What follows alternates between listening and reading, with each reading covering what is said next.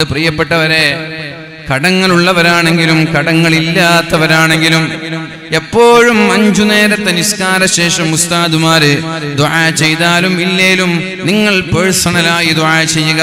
അല്ലാഹുമ്മ ഇന്നി അഊദു ബിക മിനൽ ഹമ്മി വൽ ഹസൻ വഅഊദു ബിക മിനൽ അജ്സി വൽ കസൽ വഅഊദു ബിക മിനൽ ജുബ്നി വൽ ബുഖൽ വഅഊദു ബിക മിൻ ഗലബത്തിദ് ദൈനി വഖഹ്രിർ റിജാൽ. നമ്മൾ പേഴ്സണലായി ദുആ ചെയ്താൽ നല്ലൊരു കച്ചവടക്കാരനായി അല്ലെങ്കിൽ നല്ലൊരു സാലറിയുള്ള ജോലിക്കാരനായി അല്ലാഹു നമ്മളെ മാറ്റുകയും അങ്ങനെ നമ്മുടെ കടങ്ങളെല്ലാം വളരെ ഭംഗിയായി പെട്ടെന്ന് കൊടുത്തുവിട്ടാൻ നമ്മൾക്ക് സാധിക്കുകയും ചെയ്യുമെന്ന് പരിശുദ്ധ റസൂലുള്ളാഹി സ്വല്ലല്ലാഹു അലൈഹി വസല്ലം. എന്നിട്ട് മഹാനായ അബൂ ഉമാമ തങ്ങൾ പറയാണ്, ഞാൻ ഇങ്ങനെ ദുആ ചെയ്തു, ദുആ ചെയ്യുമ്പോൾ ബിസിനസ് നടത്താനുള്ള ധൈര്യം കിട്ടി, ജോലി ചെയ്യാനുള്ള ആത്മധൈര്യം കിട്ടി, എന്റെ ടെൻഷനും ഡിപ്രഷനും എല്ലാം മാറി വീട്ടിൽ നിന്ന് പുറത്തിറങ്ങാൻ കഴിഞ്ഞു, ധൈര്യമായിട്ട് സമ്പത്ത് ഇൻവെസ്റ്റ് ചെയ്യാൻ കഴിഞ്ഞു. ഒരാഴ്ചയാകുമ്പോഴേക്കും എന്റെ എല്ലാ കടങ്ങളും കൊടുത്തുവിട്ടാൻ എനിക്ക് സാധിച്ചു എന്ന് മഹാനായ അബൂ ഉമാമ റളിയല്ലാഹു അൻഹു. അല്ലാഹു വലിയൊരു ചാക്കില് പൈസ കൊണ്ടുപോയി കൊടുത്തതല്ല, ഈ മനുഷ്യൻ അല്ലാഹു സമ്പന്നനാക്കി മുതലാളിയാക്കി. ഇതേപോലെ നമ്മളും മുതലാളിമാരായിട്ട് മാറും. ദുആ ചെയ്യണം ആത്മാർത്ഥമായിട്ട്. അല്ലാഹു റബ്ബ് സുബ്ഹാനഹു വ തആല ഇസ്സത്തോടെ ജീവിക്കാനുള്ള തൗഫീഖ് നൽകട്ടെ. നിഅമത്ത് വളരെ പ്രധാനമാണ്. ഒരു മനുഷ്യന് ആരോഗ്യവും നിഅമത്തും വളരെ പ്രധാനമാണ്. അത് നിലനിൽക്കാൻ വേണ്ടി ദുആർക്കണം എന്ന് പറഞ്ഞു. എത്രയാളുകളാണ് സാമ്പത്തികമായി തകർന്നു പോകുന്നത്? വലിയ സുഖലോലുപതയിൽ ജീവിച്ചവർ, ആഡംബരത്തോടെ ജീവിച്ചവര്, ഒരുപാട് വാഹനങ്ങളിലൂടെ സഞ്ചരിച്ചവര്, ചെറിയ ചെറിയ ആവശ്യങ്ങൾക്ക് വേണ്ടി വരെ ദുബായിൽ നിന്ന് നാട്ടിലേക്ക് വന്നവർ. എനിക്കറിയാം അങ്ങനെ ഒരാള്. ആഴ്ചയിൽ ഒരിക്കലും ജുമാ നിസ്കാരം കൂടാൻ വേണ്ടി പള്ളിയിലേക്ക് വരുന്ന ഒരാളുണ്ടായിരുന്നു. നാട്ടിൽ ജുമാ കൂടാൻ വേണ്ടിയിട്ട് ദുബായിൽ നിന്ന് നാട്ടിലേക്ക് വരുന്ന ഒരു സഹോദരൻ. ഇത് ഒരു എക്സാഗ്രേഷൻ അല്ല, അമിതമാക്കി പറയാനില്ല, ഉള്ള ഫാക്റ്റാണ്. അള്ളാഹു സമ്പത്ത് നൽകി. ആഴ്ചയിൽ ഒരിക്കൽ ജുമാ കൂടാൻ വേണ്ടി പള്ളിയിൽ വരും. എന്നിട്ടോ അള്ളാഹു സമ്പത്ത് നൽകിയപ്പോ നന്നായിട്ട് കുടിച്ചും അടിച്ചു പൊളിച്ചും ജീവിച്ചു. പൈസ ഒരു വിഷയമില്ലായിരുന്നു. പ്രിയപ്പെട്ടവരെ, പെട്ടെന്ന് അല്ലാഹു ഒരു പിടിപിടിച്ചു. സാമ്പത്തികമായിട്ട് തകർന്ന് തരിപ്പണമായി. സാമ്പത്തികമായിട്ട് ഒന്നുമല്ലാതെ ഒരുപാട് കാലം പുറത്തിറങ്ങാൻ പോലും പറ്റാത്തൊരു സാഹചര്യം ഉണ്ടായി. എന്നിട്ട് ഇപ്പൊ വീണ്ടും പതുക്കെ ഇങ്ങനെ റീകവർ ആയിട്ട് വരാൻ. പൂർണ്ണമായി റിക്കവർ ആയിട്ടില്ല, പതുക്കെ ഇങ്ങനെ റീകവർ ആയിട്ട് വരാൻ. ഇങ്ങനെ അല്ലാഹു തആല സമ്പത്ത് നൽകിയിട്ടും സമ്പത്ത് നൽകാതെയും നമ്മളെ പരീക്ഷിക്കുമെന്ന് പറഞ്ഞു. സമ്പത്ത് നൽകുന്നത്, നിന്റെ സമ്പത്ത് നീ എങ്ങനെ ചെലവഴിക്കുന്നു എന്ന് പരീക്ഷിക്കാനാണ്. അല്ലാഹു നമ്മൾക്ക് സമ്പത്ത് നൽകുന്നത് നമ്മളോടുള്ള ഇഷ്ടം കൊണ്ടല്ല എന്ന് മനസ്സിലാക്കണം. ചില ആളുകളൊക്കെ ധരിച്ചു വെച്ചിരിക്കുന്നത് പൈസ ഉള്ള ആളോട് അല്ലാഹുക്ക് ഭയങ്കര ഇഷ്ടമാണെന്ന. സമ്പത്തുള്ള ആളുകളോട് അല്ലാഹുക്ക് വലിയ ഇഷ്ടമാണെന്ന് ചില ആളുകൾ ധരിച്ചു വെച്ചിട്ടുണ്ട്. എന്നോട് വലിയ ഇഷ്ടമാണ്, അതുകൊണ്ട് എനിക്ക് പഠിച്ചോ കുറെ പൈസ തന്നത് അല്ല. അല്ലാഹുവിന്റെ ഹബീബായ നബി തങ്ങൾ പറഞ്ഞത്, ഇന്നല്ലാഹ ഇദാ അഹബ്ബ അബ്ദൻ ഇബ്തലാ. അല്ലാഹുവിന് ഒരാളോട് ഇഷ്ടം തോന്നിയാൽ അല്ലാഹു അയാളെ പരീക്ഷിക്കുമെന്നാ പറഞ്ഞത്. പിന്നെ പറഞ്ഞു, യുഫഖിഹുഹു ഫിദ്ദീൻ. ഒരാളോട് അല്ലാഹുവിന് ഇഷ്ടം തോന്നിയാൽ അല്ലാഹു തആല അയാളെ കർമ്മശാസ്ത്ര പണ്ഡിതനാക്കും, ദീനി പണ്ഡിതനാക്കും, വലിയൊരു ആലിമാക്കും. ഇഷ്ടം തോന്നിയാൽ ഒരു ആലിമാക്കും എന്നും പറഞ്ഞു. അല്ലാതെ ഇഷ്ടം കൂടിയാൽ പൈസക്കാരനാക്കും എന്ന് അല്ലാഹു എവിടെയും പറഞ്ഞില്ല, നബി തങ്ങൾ എവിടെയും പറഞ്ഞില്ല. അങ്ങനെ ഒരു ധാരണ ആർക്കെങ്കിലും ഉണ്ടെങ്കിൽ അത് മാറ്റിവെക്കാം. അല്ലാഹു ഇഷ്ടം കൊണ്ട് ഒരാൾക്ക് സമ്പത്ത് കൊടുക്കൂല. സമ്പത്ത് നൽകുന്നത് നമ്മൾ സമ്പാദ്യം എങ്ങനെ ചെലവഴിക്കുന്നു, അത് എവിടെ കൊടുക്കുന്നു, അല്ലാഹുവിന്റെ മാർഗത്തിൽ കൊടുക്കുന്നുണ്ടോ ഇല്ലേ എന്ന് പരിശോധിക്കാനാണ്, പരീക്ഷിക്കാൻ അല്ലാഹു ചില ആളുകൾക്ക് സമ്പാദ്യം നൽകുന്നത്. ചില ആളുകൾ അല്ലാഹു ദരിദ്രരാക്കുന്നത് എന്തിനാ? ദരിദ്രരാക്കുന്നതിന് ആരുടെ ഇഷ്ടമില്ലാഞ്ഞിട്ടല്ല, അയാളെ പരീക്ഷിക്കുകയാണ്. നീ മറ്റൊരാളുടെ മുമ്പിൽ പോയി കൈ നീട്ടുന്നുണ്ടോ എന്ന് നോക്കാൻ. അല്ലാഹു എത്ര വലിയ പരീക്ഷണങ്ങൾ നൽകിയാലും മറ്റൊരാളുടെ മുമ്പിൽ കൈ നീട്ടാൻ പോകരുത്, യാചിക്കാൻ പോകരുത്. ലൗ തവക്കൽതും അലല്ലാഹി ഹഖ്ഖ തവക്കുലിഹി. അല്ലാഹുവിലേക്ക് പരമേൽപ്പിക്കേണ്ട രീതിയിൽ പരമേൽപ്പിച്ചാൽ ലറുസിഖ്തും കമാ യുർസഖു ത്വയ്ർ. എങ്ങനെയാണോ അല്ലാഹു പക്ഷികൾക്ക് ഭക്ഷണം നൽകുന്നത് അതേപോലെ നിനക്ക് റിസ്ക് തരുമെന്ന് പരിശുദ്ധ റസൂലുള്ളാഹി സ്വല്ലല്ലാഹു അലൈഹി വസല്ലം. ഏതെങ്കിലും ഒരു പക്ഷി ഭക്ഷണം കിട്ടാതെ പട്ടിണി കിടന്ന് മരിക്കുന്നത് നിങ്ങൾ കാണാറുണ്ടോ? ഏതെങ്കിലും ഒരു പക്ഷി നാളേക്കുള്ള ഭക്ഷണം എടുത്തു വെക്കുന്നത് നിങ്ങൾ കണ്ടിട്ടുണ്ടോ? കാക്കയായാലും നമ്മുടെ നാട്ടിലുള്ള ഏതെങ്കിലും ഒരു പക്ഷി നാളേക്കുള്ള ഭക്ഷണം തന്റെ കൂടിൽ സ്വരൂപിച്ചു വെക്കുന്നത് നിങ്ങൾ കണ്ടിട്ടുണ്ടോ? ഒരു പക്ഷി എടുത്തു വെക്കൂല. പക്ഷികൾ രാവിലെ ഭക്ഷണം തേടി പോകും. എങ്ങനെയാ പോകുന്നത്? തഗ്ദു ഹിമാസൻ വതറൂഹു ബിത്വാന. രാവിലെ പോകുന്നത് ഒട്ടിയ വയറുമായിട്ടാണ്, തിരിച്ചു വരുന്നത് നിറഞ്ഞ വയറുമായിട്ടാണ്. എന്നിട്ട് തന്റെ കൂടിലുള്ള കുഞ്ഞി പക്ഷികൾക്ക് വരെ ഭക്ഷണം കൊണ്ടുവരും. നാളെയാകുമ്പോ ഖാലിയാണ്, രാവിലെ വീണ്ടും അധ്വാനിക്കാൻ പോകണം. നിങ്ങൾ അങ്ങനെ അള്ളാഹുവിനെ പൂർണ്ണമായി തവക്കുലാക്കിയാൽ, കാര്യങ്ങളെല്ലാം അള്ളാഹുവിനെ പരമേൽപ്പിച്ചാൽ, എങ്ങനെയാണോ അള്ളാഹു പക്ഷികൾക്ക് വേറെ നിറയെ ഭക്ഷണം നൽകുന്നത് അതേപോലെ നിങ്ങൾക്കും ഭക്ഷണം നൽകുമെന്ന് മുഹമ്മദ് റസൂലുള്ളാഹി. അതുകൊണ്ട് പ്രിയപ്പെട്ടവരെ, എത്ര സാമ്പത്തികമായ പ്രയാസം നേരിടേണ്ടി വന്നാലും, പട്ടിണി കിടക്കേണ്ടി വന്നാലും മറ്റൊരാളുടെ മുമ്പിൽ കൈ നീട്ടേണ്ട ഒരു സാഹചര്യം നമ്മൾ ഉണ്ടാക്കാൻ പാടില്ല. മറ്റൊരാളോട് യാചിക്കാൻ വേണ്ടി നമ്മൾ ഇറങ്ങാൻ പാടില്ല. നമ്മൾ അള്ളാഹുവിനോട് ചോദിച്ചാൽ അള്ളാഹു ആവശ്യമുള്ളത് സമയമാകുമ്പോൾ നമ്മൾക്ക് തരുക തന്നെ ചെയ്യും. അല്ലാഹുവിന്റെ ഹബീബായ നബി തങ്ങൾ പറഞ്ഞു, അൽയദുൽ ഉല്യ ഖൈറും മിനൽ യദിസ് സുഫ്ലിയ. താഴെ യാചിക്കുന്ന കൈകളെക്കാളും നല്ലത് കൊടുക്കുന്ന കൈകളാണ് എന്ന് മുഹമ്മദുർ റസൂലുള്ളാഹി. എപ്പോഴും വാങ്ങുന്നവരായി മാറാതെ കൊടുക്കുന്നവരായി മാറാനാണ് നമ്മൾ ശ്രമിക്കേണ്ടത്. വാങ്ങുന്നവരുടെ കൈകൾ താഴെയാണ്, കൊടുക്കുന്നവരുടെ കൈകൾ മുകളിലാണ്. ഈ കൈയാവാനാ ശ്രമിക്കേണ്ടത്, ഈ കൈയല്ല. ഈ കൈയല്ല പ്രിയപ്പെട്ടവരെ. ഹാത്തിമുൽ സമ്മതങ്ങളെ, ഷഖീഖുൽ ബൽഖി തങ്ങളെയൊക്കെ നിങ്ങൾ കേട്ടിട്ടുണ്ടാകും. ഒരു ദിവസം തന്റെ ശിഷ്യനോട് പഠിക്കാൻ വേണ്ടി, ജോലി ചെയ്യാൻ വേണ്ടി പോകാൻ പറഞ്ഞപ്പോ പ്രിയപ്പെട്ടവരെ അദ്ദേഹം ഇങ്ങനെ യാത്ര ചെയ്യുകയാണ്, ജോലി ചെയ്യാൻ വേണ്ടി യാത്ര ചെയ്യുകയാണ്. യാത്ര ചെയ്യുമ്പോഴാണ് കണ്ണ് കാണാത്ത ചിറകൊടിഞ്ഞ ഒരു പക്ഷിക്ക് കണ്ണുള്ള ചിറകുള്ള പക്ഷി കൊക്കിലേക്ക് ചുണ്ടിലേക്ക് ഭക്ഷണമിട്ട് കൊടുക്കുന്നത് കാണാനിടയായത്. ഉസ്താദ് ശിഷ്യനെ ജോലി ചെയ്യാൻ വേണ്ടി പറഞ്ഞയച്ചതാണ്. ജോലി ചെയ്യാൻ വേണ്ടി പോകുമ്പോഴാണ് ചിറകൊടിഞ്ഞ ഒരു പക്ഷി, ആ പക്ഷിക്ക് കണ്ണ് കാണുന്നില്ല.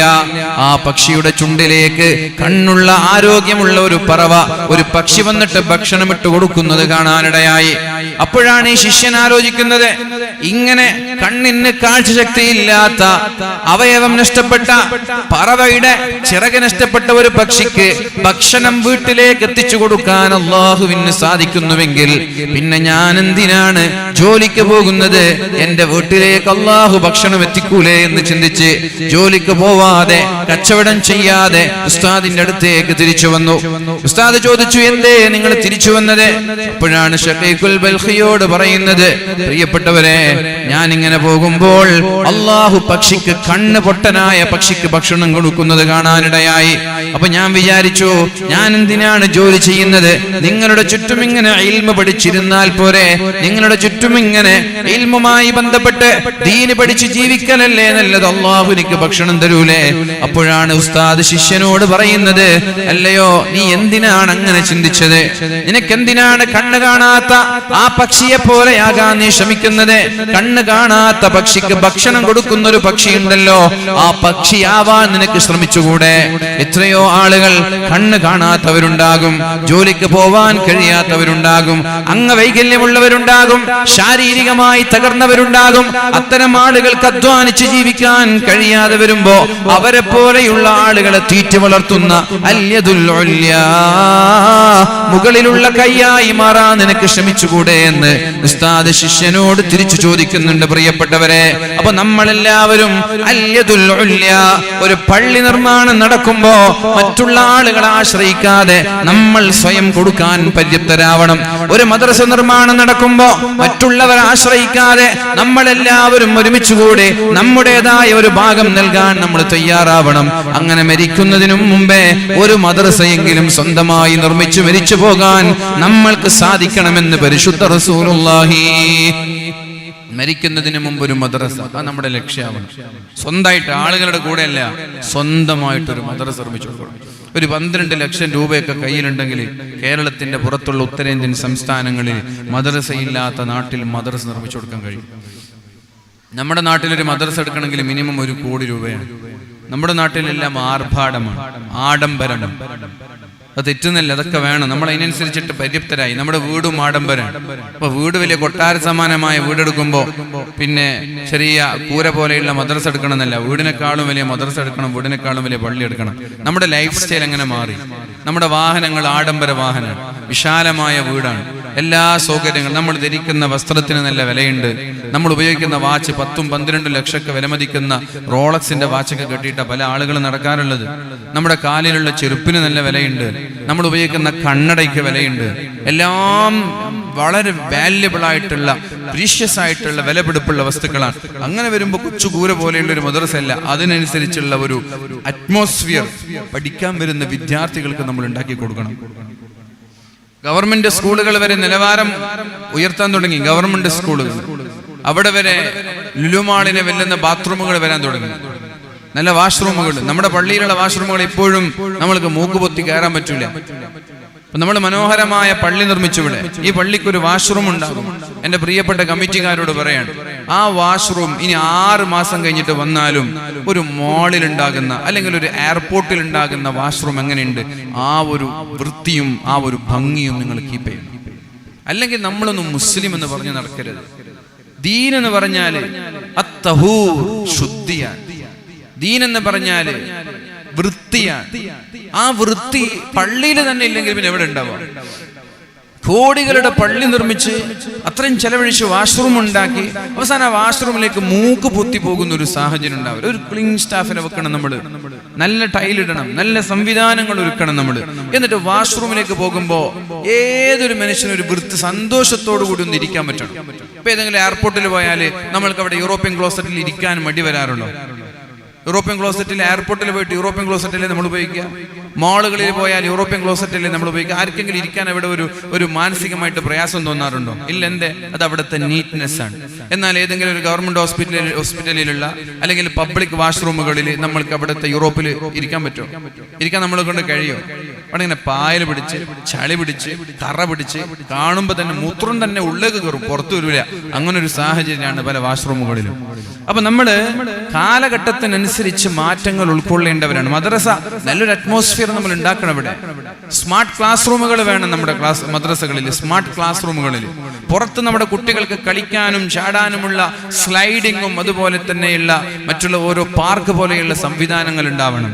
കുട്ടികൾ വളരണം. അവരുടെ ഇന്റലക്ച്വലി അവർ വളരണമെങ്കിൽ പുതിയ സംവിധാനത്തോട് നമ്മളും ചേർന്ന് നിൽക്കണം. നമ്മൾ ആ പഴയ സിസ്റ്റമായിട്ട്, പഴയ മെന്റാലിറ്റി ആയിട്ട് പോയാൽ കുട്ടികളുടെ ബുദ്ധിക്ക് വികാസം ഉണ്ടാവില്ല.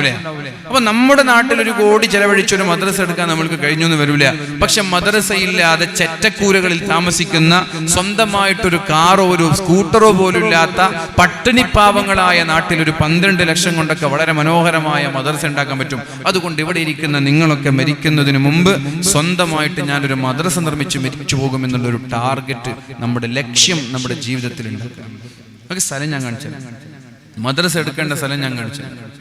2500 ഗ്രാമങ്ങളിലേക്കാണ് ഹുദവികൾ, ദാറുൽ ഹുദയിൽ നിന്നിറങ്ങിയ ഹാദിയുടെ ഹുദവികൾ, ഹാദിയ എന്ന് വെച്ചാൽ ഹുദവികളുടെ സംഘടന, കേരളത്തിന്റെ പുറത്ത് 2500 മഹല്ലുകളെ, ഗ്രാമങ്ങളെയാണ് ഏറ്റെടുക്കുന്നത്. മദ്രസ അല്ല, മദ്രസ 10,000 കണക്കിന് ഗ്രാമങ്ങൾ.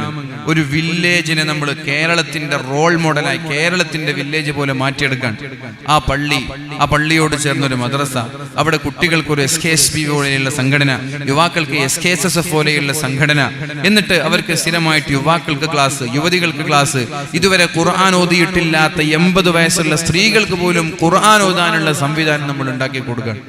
അപ്പൊ അങ്ങനെയുള്ള സ്ഥലങ്ങളിലൊക്കെ ഒരു 12 ലക്ഷം രൂപ ഉണ്ടെങ്കിൽ ഒരു മദ്രസ ഉണ്ടാക്കി കൊടുക്കാൻ പറ്റും. ഒരു 10-15 ലക്ഷം രൂപ ഉണ്ടെങ്കിൽ ഒരു പള്ളി ഉണ്ടാക്കി കൊടുക്കാൻ പറ്റും. ഒരു 30 ലക്ഷം രൂപ കയ്യിലുണ്ടെങ്കിൽ ഒരു മദ്രസയും ഒരു പള്ളിയും 2 നിർമ്മിച്ചു കൊടുക്കാൻ പറ്റും. പിന്നെ വർഷത്തില് അവിടെ നല്ലൊരു ഉസ്താദിനെ വെച്ച്, നല്ലൊരു കോർഡിനേറ്ററെ വെച്ച്, നമ്മുടെ നാട്ടിൽ നടക്കുന്നത് പോലെ വാലും ക്ലാസ്സുകളൊക്കെ ആയി ഒരു 10 വർഷം കൊണ്ട് എന്താണോ കേരളത്തിലുള്ള ദീനി ചൈതന്യം, ആ ദീനി ചൈതന്യം കേരളത്തിന്റെ പുറത്തു കൊണ്ടുവരാൻ നമ്മൾക്ക് സാധിക്കണം.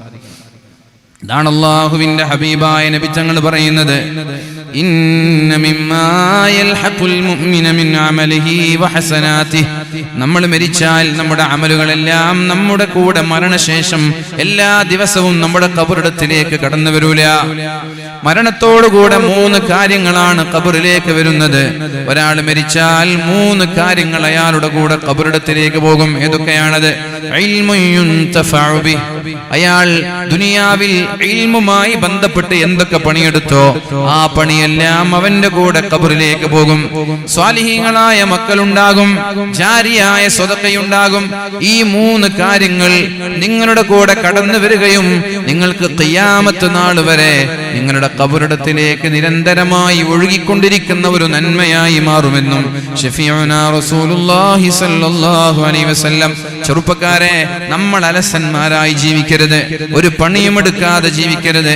രാവിലെ എണീറ്റ് ഏതെങ്കിലും ബസ് സ്റ്റാൻഡിലിരുന്ന് കുറെ സമയം വായ നോക്കി കുറച്ച് വീട്ടിൽ പോയിരുന്ന് വൈകുന്നേരം വീണ്ടും വായ നോക്കാൻ ഇറങ്ങി മുടിയെല്ലാം സ്ട്രൈറ്റ് ചെയ്ത് നല്ല യോയോ ചെറുക്കന്മാരായിട്ട് ഇങ്ങനെ ജീവിക്കരുത്. കുറച്ച് പണിയെടുക്കണം, അധ്വാനിക്കണം, വിശ്രമമില്ലാതെ ജോലി ചെയ്യണം, ബിസിനസ്സുകളെ കുറിച്ച് ചിന്തിക്കണം, ഓണ്ടർപ്രൂനർമാരായിട്ട് നമ്മൾ മാറണം. ഇങ്ങനെ വെറും ഇങ്ങനെ എവിടെയെങ്കിലും ജോലി ചെയ്യുക, അല്ലെങ്കിൽ തട്ടിക്കൂട്ടി നാട്ടിൽ ഇങ്ങനെ റിയൽ എസ്റ്റേറ്റ് നടത്തി ജീവിക്കുക എന്നുള്ള സ്വപ്നം മാറ്റി നമ്മളെല്ലാവർക്കും ബിസിനസ്സുകളെ കുറിച്ച്, വലിയ വലിയ വ്യവസായങ്ങളെ കുറിച്ച് ചിന്തയുണ്ടാവണം. പുതിയ പുതിയ ഓണ്ടർപ്രൂനർമാരായി നമ്മൾ മാറണം. എല്ലാവരും തുടങ്ങുന്നതല്ല, പുതിയ പുതിയ സ്റ്റാർട്ടപ്പുകൾ നമ്മുടെ നാട്ടിലുണ്ടാവണം. അങ്ങനെ വലിയ വലിയ വ്യവസായികൾ, ഒരു ഫിനാൻഷ്യൽ സ്റ്റെബിലിറ്റി നമ്മുടെ നാട്ടിലുണ്ടായാൽ അത് വലിയൊരു കോൺഫിഡൻസ് ആണ്, വലിയൊരു ധൈര്യമാണ്.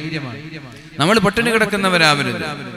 ഞാൻ പലപ്പോഴും എൻ്റെ കൂടെയൊക്കെ പഠിച്ച ആളുകളോടൊക്കെ പറയാറുണ്ട്, നമ്മൾ പഠിച്ചിറങ്ങി കഴിഞ്ഞാൽ ഒരു മദ്രസ ഇങ്ങനെ ചില ആളുകൾ പറയും, ഉദവികളൊന്നും മദ്രസയിൽ കിട്ടുന്നില്ല, പള്ളിയിൽ കിട്ടുന്നില്ല. എന്തിനാ മദ്രസയിലും പള്ളിയിലും കിട്ടേണ്ട ആവശ്യം എന്താ? മദ്രസയിലും പള്ളിയിലും കിട്ടാൻ ഇവിടെ ഇഷ്ടംപോലെ പണ്ഡിതന്മാരുണ്ട്, ഇവിടെ ഇഷ്ടംപോലെ പണ്ഡിതന്മാരുണ്ട്. അപ്പൊ ഞാൻ എൻ്റെ കൂടെ പഠിച്ച ആളുകളോടൊക്കെ ഞാൻ പ്രൊമോട്ട് ചെയ്യാറുള്ളത്, നാട്ടിൽ നിങ്ങൾക്ക് ദഅവത്താണ് നിങ്ങളുടെ ലക്ഷ്യമെങ്കിൽ കേരളത്തിന്റെ പുറത്തേക്ക് പോകണം. ദഅവത്താണ് നിങ്ങളുടെ ലക്ഷ്യമെങ്കിൽ നിങ്ങൾ കേരളത്തിന്റെ പുറത്തു പോയിട്ട് ദീനെത്താത്ത മേഖലയിൽ ദഅവത്ത് നടത്തണം. നാട്ടിലെ മദ്രസയും ഇതൊക്കെ ഇങ്ങനെ ഒരു 10,000 രൂപയ്ക്ക് ഇവിടെ സാലറി ചെയ്ത് ജീവിക്കുന്നതിന് പകരം നിങ്ങളൊക്കെ ഗൾഫ് രാജ്യങ്ങളിലോ യൂറോപ്യൻ രാജ്യങ്ങളിലോ ഒക്കെ പോയി നല്ല ജോലി ചെയ്ത് നിങ്ങൾ സമ്പന്നരായാൽ അത് സമൂഹത്തിന് വലിയ ഉപകാരമാണ്.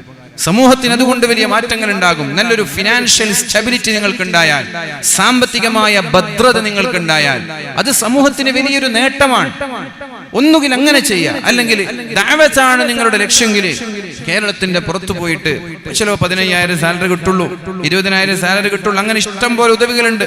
നന്നായി കഴിവും ആരോഗ്യവും എല്ലാമുള്ള PhD, നമ്മുടെ ഡോക്ടർ സുബൈർ ഹുദവിയെ പോലെ നല്ല PhD ഒക്കെ ഉള്ള ആളുകൾ ജീവിതം മുഴുവനും ദഅവത്തിന് വേണ്ടി മാറ്റിവെച്ച ആളുകളൊക്കെ ഉണ്ട്.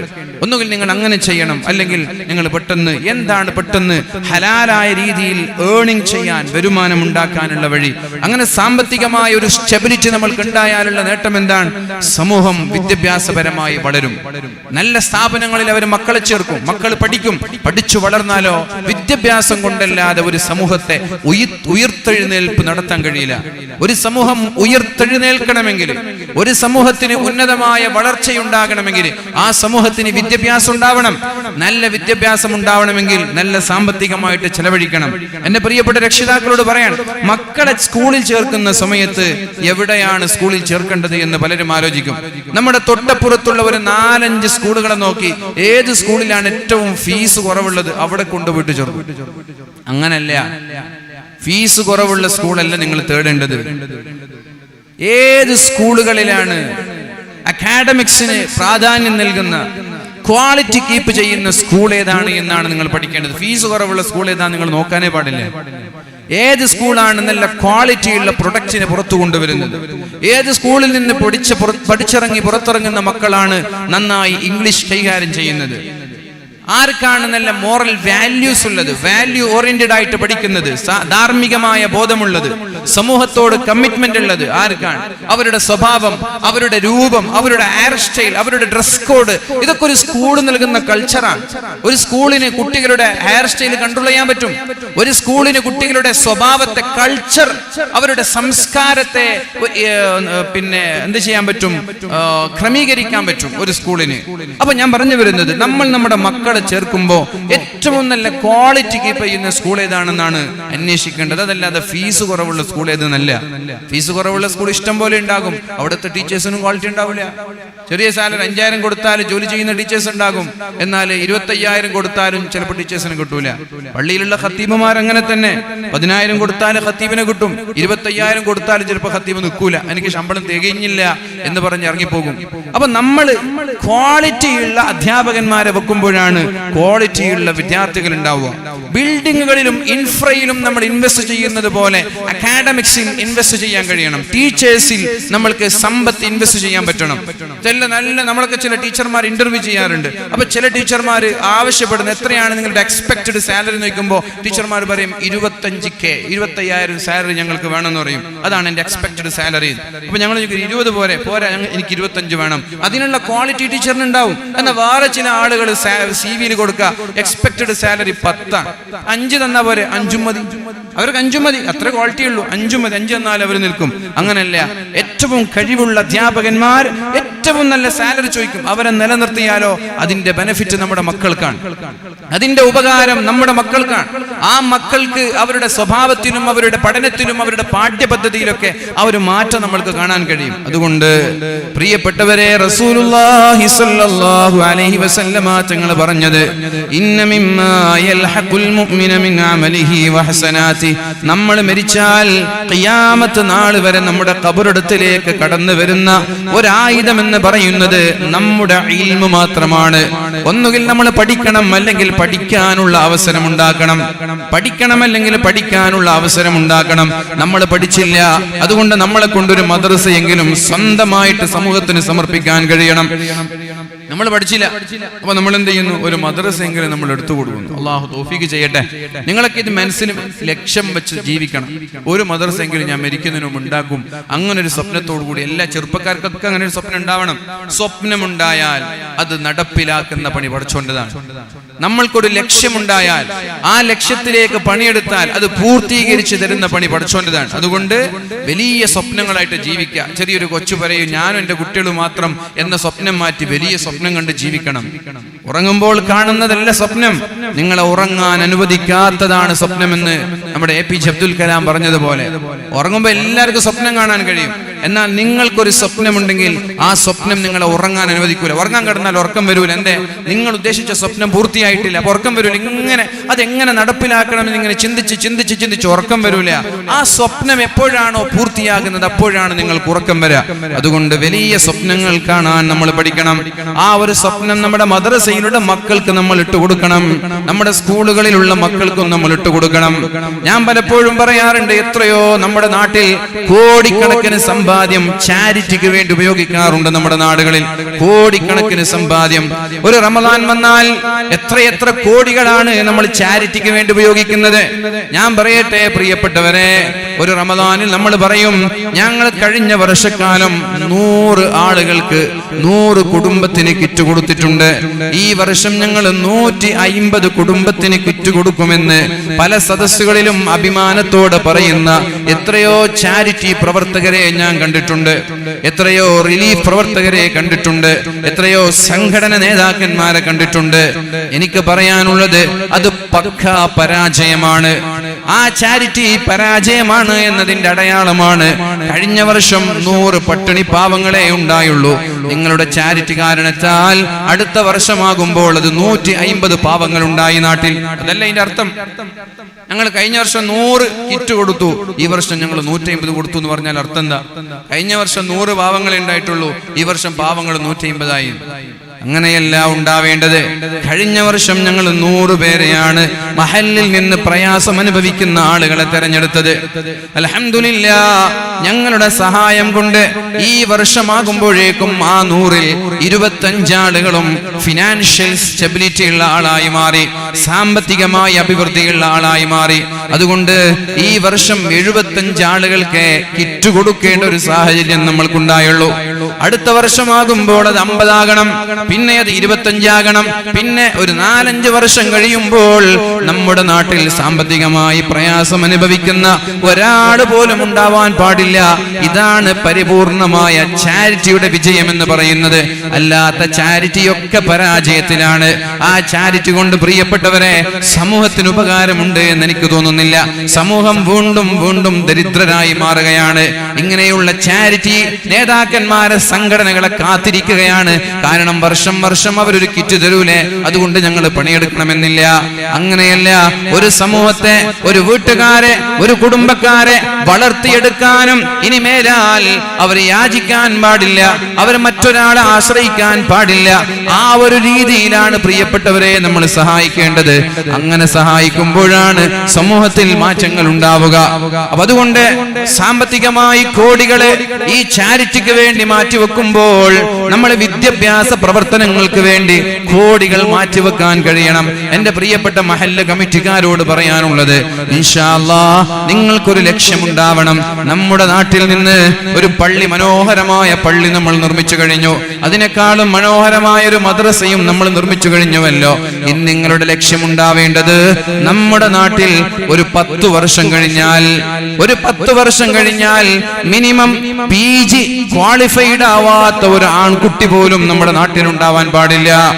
ഡിഗ്രി കഴിഞ്ഞിട്ട് PG ക്വാളിഫൈഡ് ആവാത്ത, PG പാസ്സാവാത്ത, PG ഫൈൽഡ് ആയ ഒരു കുട്ടി പോലും നമ്മുടെ നാട്ടിൽ ഉണ്ടാവാൻ പാടില്ല. ഒരു പെൺകുട്ടി പോലും നമ്മുടെ നാട്ടിൽ ഉണ്ടാവാൻ പാടില്ല. ഈ ചെരുമ്പ എന്ന് പറയുന്ന ഈ സ്ഥലത്തിന്റെ, ഈ മഹല്ലിന്റെ കീഴിലുള്ള എല്ലാ മക്കളും PG കഴിഞ്ഞവരാണെന്ന് അഭിമാനത്തോടെ പറയാൻ നമ്മൾക്ക് കഴിയണം. ഇവിടുത്തെ എല്ലാ പെൺകുട്ടികളും PG കഴിഞ്ഞവരാണ് എന്ന് അഭിമാനത്തോടെ പറയാൻ കഴിയണം. എന്റെ പ്രിയപ്പെട്ട ചെറുപ്പക്കാരെ, ഇൽമ കൊണ്ടല്ലാതെ, വിദ്യാഭ്യാസം കൊണ്ടല്ലാതെ ഒരു സമൂഹത്തെ വളർത്താൻ ഒരിക്കലും നമ്മൾക്ക് കഴിയില്ല എന്ന് ചെറുപ്പക്കാരെ നിങ്ങൾ മനസ്സിലാക്കണം. നിങ്ങൾ അതിന് പണിയെടുക്കണം. ഒരു എഡ്യൂക്കേഷണൽ വിങ് ഉണ്ടാവണം. പഠിച്ചവരുണ്ടാകൂലേ ഈ മഹല്ലിൽ? പഠിച്ചവർ ഈ നാട്ടിലുണ്ടാവൂലേ? MBBS-കാരുണ്ടാവൂലേ? ഡോക്ടർമാരുണ്ടാവൂലേ? ഡോക്ടറേറ്റ് വാങ്ങിച്ചവരുണ്ടാവൂലേ? എഞ്ചിനീയർമാരുണ്ടാകും, അതുപോലെ അഡ്വക്കേറ്റുമാരുണ്ടാകും. പല ആളുകളും IAS-കാർ, അങ്ങനെ ശ്രമിക്കുന്ന ആളുകൾ, IPS-കാര്, ഓരോ മേഖലകളിലേക്കും നമ്മുടെ മക്കളെ റിക്രൂട്ട് ചെയ്യാൻ കഴിവുള്ള വിദ്യാഭ്യാസ മേഖലയിലുള്ള അധ്യാപകന്മാർ നമ്മുടെ നാട്ടിലുണ്ടാവൂലേ? അവരെ എല്ലാവരെയും ഒരുമിച്ച് കൂട്ടി കൃത്യമായൊരു പ്ലാനോടുകൂടി ഒരു 10 വർഷം കൊണ്ട് വിദ്യാഭ്യാസപരമായി എംപവർമെന്റ് നടത്താൻ, വലിയ ഒരു വളർച്ച നടത്താൻ, ഒരു ശാക്തീകരണം നമ്മുടെ മഹല്ലിൽ ഉണ്ടാക്കാൻ കമ്മിറ്റിക്കാരെ നമ്മൾ തയ്യാറാവണം. നമ്മുടെ ചെറുപ്പക്കാരതിന് സപ്പോർട്ട് നൽകണം. അല്ലാഹു റബ്ബ് സുബ്ഹാനഹു വ തആല തൗഫീഖ് നൽകട്ടെ. ആടിനെ മേച്ചിരുന്നൊരു വിഭാഗം, ഒട്ടകത്തെ മേച്ചിരുന്നൊരു വിഭാഗം. ലോക ചരിത്രത്തിൽ ഇവരാരാണെന്ന് ആർക്കും അറിയില്ല. അറബികളെ കുറിച്ച് ലോക ചരിത്രത്തിൽ അള്ളാഹുവിന്റെ ഹബീബ് ജനിച്ചു വീഴുന്നത് വരെ ഒരാൾക്ക് പോലും അറിയില്ല. കള്ളും കുടിച്ച് യുദ്ധവും ചെയ്ത് വ്യഭിചരിച്ച് നടന്നിരുന്നൊരു വിഭാഗം ആളുകളായിരുന്നു. സംസ്കാരം എന്തെന്നറിയില്ല, കൾച്ചർ എന്താണെന്നറിയില്ല. വെറും യുദ്ധവും പെണ്ണും കള്ളും വ്യഭിചാരവുമല്ലാതെ വേറെ ഒന്നും അവർക്കറിയില്ല. അങ്ങനെ കാടന്മാരായ കാട്ടറബികളെ ഇൽമ കൊണ്ടാണ് അല്ലാഹുവിന്റെ ഹബീബായ നബി തങ്ങൾ വിപ്ലവത്തിന്റെ നായകന്മാരാക്കി മാറ്റിയത്. ലോകത്ത് ആദ്യമായി ഒരു യൂണിവേഴ്സിറ്റി തുടങ്ങിയതാര് എന്ന് ചോദിച്ചാൽ, അല്ലെങ്കിൽ ഒരു യൂണിവേഴ്സിറ്റി മോഡൽ തുടങ്ങിയതാര് എന്ന് ചോദിച്ചാൽ, മഹാനായ ഹാറൂൺ റഷീദിന്റെ കാലത്ത്, അബ്ബാസികളുടെ കാലത്ത് ദാറുൽ ഹിക്മ എന്ന് പറയുന്ന വലിയൊരു മിനി യൂണിവേഴ്സിറ്റി ഉണ്ടാക്കി. ലോകത്ത് ആദ്യമായി ഖൈറോ യൂണിവേഴ്സിറ്റി അടക്കമുള്ള യൂണിവേഴ്സിറ്റികൾ ലോകത്തിന് സമർപ്പിച്ചത് മുസ്ലിമീങ്ങളാണ്. ഫാത്തിമികളുണ്ട്, അബ്ബാസികളുണ്ട്, അതുപോലെ ഉമവികളുണ്ട്, ഉസ്മാനികളുണ്ട്. ലോക ചരിത്രത്തിൽ ഇസ്ലാമിന് ഇത്രയും വലിയ പേര് കിട്ടാനുള്ള കാരണം അത് ഇൽമിന്റെ പ്രഭയായിരുന്നു. പ്രിയപ്പെട്ടവരെ, അല്ലാഹുവിന്റെ ഹബീബ് ഇൽമിന് നൽകിയ പ്രാധാന്യം, സ്വഹാബാക്കൾ ഇൽമിന് നൽകിയ പ്രാധാന്യം, താബിഈങ്ങളെ മഹാന്മാരായ ശാഫിഈ തങ്ങളെ പോലെ, ഹംബലി തങ്ങളെ പോലെ, അബൂ ഹനീഫയെ പോലെ, ഗസാലി ഇമാമിനെ പോലെയുള്ള പ്രഗൽഭരായ പണ്ഡിതന്മാര്, സ്വഹീഹ് മഹാനായ മുസ്ലിം തങ്ങളെ പോലെ, ബുഖാരി ഇമാമിനെ പോലെയുള്ള പ്രഗൽഭരായ പണ്ഡിതന്മാര്, അബൂബക്കർ റാസിയെ പോലെ, എത്ര ആളുകളെ, മസൂദിയെ പോലെയുള്ള ആളുകളെ, അതുപോലെ ഇബ്നു സീന, അവിറോഷ് എന്ന് പറയുന്ന ഇബ്നു റുഷ്ദ് സൈക്കോളജിയിലും ഫിലോസഫിയിലും ഒപ്തൽമോളജിയിലും ആസ്ട്രോണമിയിലും ബയോളജിയിലും ഫിസിക്സിലും കെമിസ്ട്രിയിലും എല്ലാറ്റിലും അഗാധമായ പാണ്ഡിത്യം നേടിയ പ്രഗത്ഭരായ പണ്ഡിതന്മാരുടെ നൂറ്റാണ്ടായിരുന്നു പ്രിയപ്പെട്ടവരെ.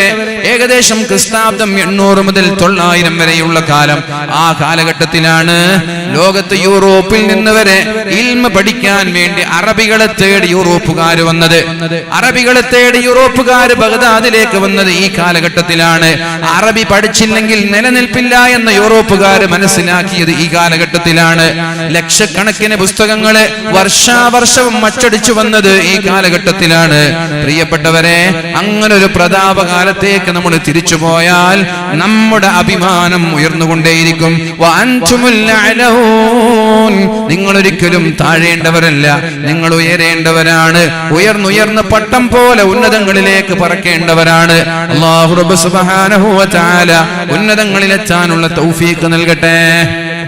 അപ്പൊ 7 കാര്യങ്ങൾ നമ്മളിലേക്ക് വരുന്നതിനും മുമ്പേ 7 കാര്യങ്ങൾ നമ്മൾ റെഡിയാക്കി വെക്കണം. അതിൽ ഒന്നാമത്തേത് ഒരു മദ്രസയെങ്കിലും നമ്മൾ ഉണ്ടാക്കി വെക്കുക.